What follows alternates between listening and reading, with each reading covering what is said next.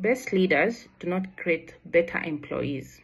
Instead, the best leaders create a safe environment for the employees to feel creative, feel trustworthy, and feel empowered, and performance just comes as a result. So if you have the same number of employees, say you have 5 employees, they go to one room, and this leader in the first room triggers in them fear, triggers in them sadness, triggers frustration, triggers anger. This state of mind will occupy so much of their employees' energy that they'll not be able to translate whatever they are being told in that room to optimum results.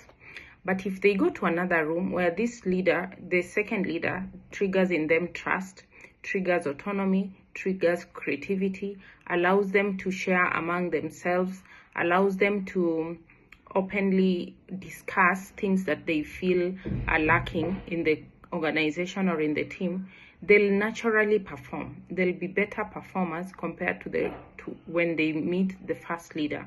And this is why I say that always as a leader, aim to create an environment where your employees can naturally perform without you either micromanaging them or always trying to tell them what they're doing wrong or what they're doing right. In as much as feedback is important, it should be timely and it should be constructive.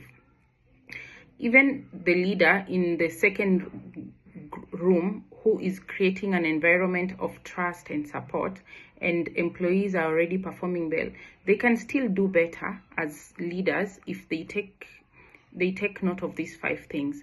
The first thing is that always create a state before a strategy.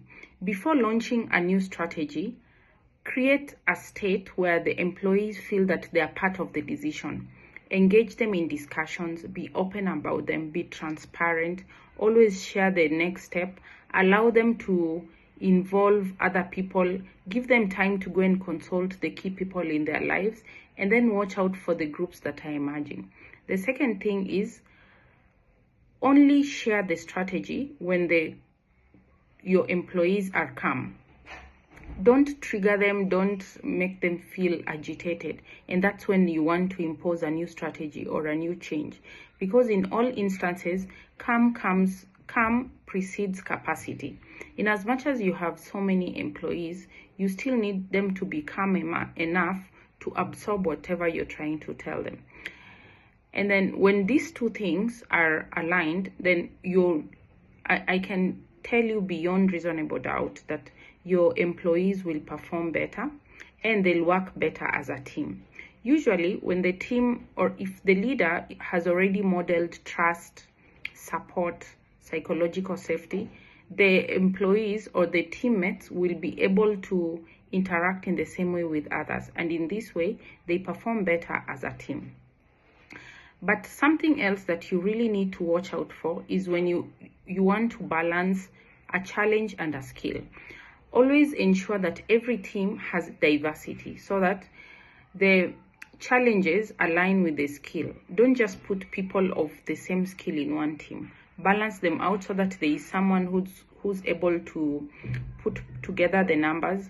There is someone who understands how people work. There is someone who knows how to relate with the higher ups, the senior people.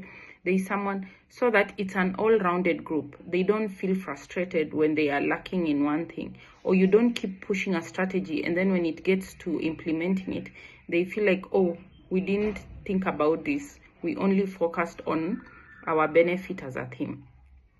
And the final thing is that all these things are trainable.